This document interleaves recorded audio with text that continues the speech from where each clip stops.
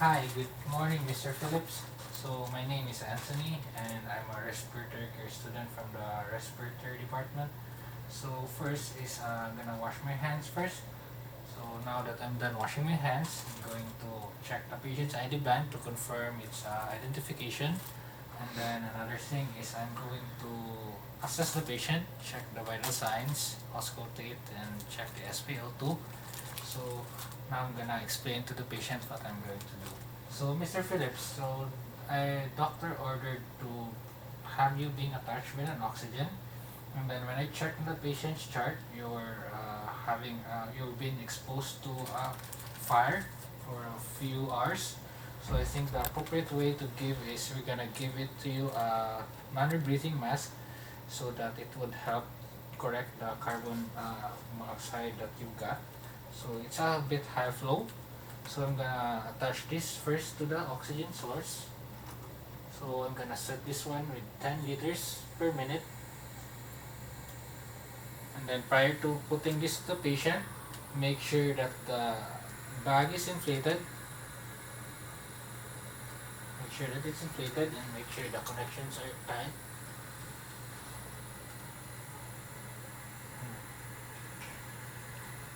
So, so assuming that the bag is already fully inflated, we're going to put this in the patient's head.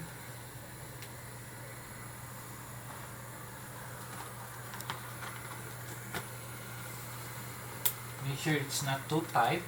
And then another important thing is when, for example, if assuming it's fully inflated already, the bag, when giving this to the patient, especially the patient is taking up too much oxygen, make sure that the bag will just not deflate too much, and then it should not collapse the bag.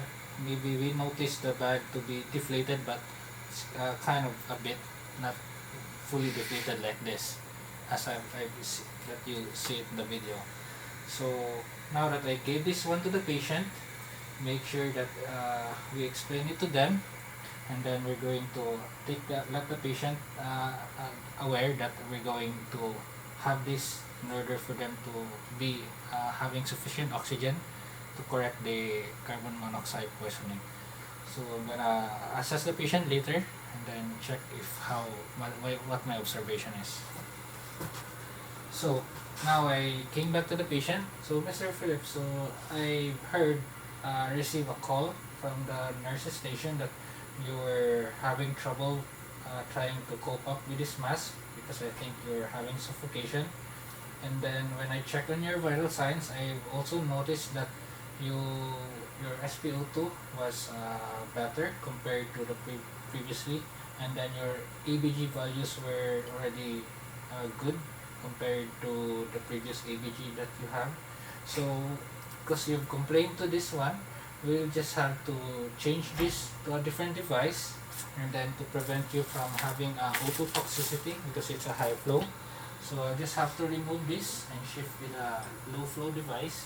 First I'm going to turn this one off, remove this, and then make sure I'm gonna put this one back in a safe clean container. And then I have here a nasal cannula, so this one would help you breathe comfortably also, and at the same time not to prevent from any suffocation. So I'm going to just put it about 4 liters to order for you to have still oxygen, just not too low. Then I'm going to put this one in your nose, and then put it in the earlobes. Then all you have to do is you just have to breathe into your nose. I'm going to loosen this one a little bit so that you'll be able to talk, and then for you not to have any suffocation. So now I'm going to assess the patient, check again the vital signs, and then observe the patient if how comfortable they are with this O2 device, and then document everything, and then explain it to the nurse and even the physician. So now, Mr. Phillips, I observed that you're doing better compared to the mask that I gave you. So I'll just have to observe a few hours, and then maybe later on we'll just have to depending on your ABG and your SpO2, maybe later on we'll have to decrease the flow to about 2 liters, and then hopefully you will be weaned off and being removed from the oxygen. Sounds good to you? Okay, thank you so much, and have a good day.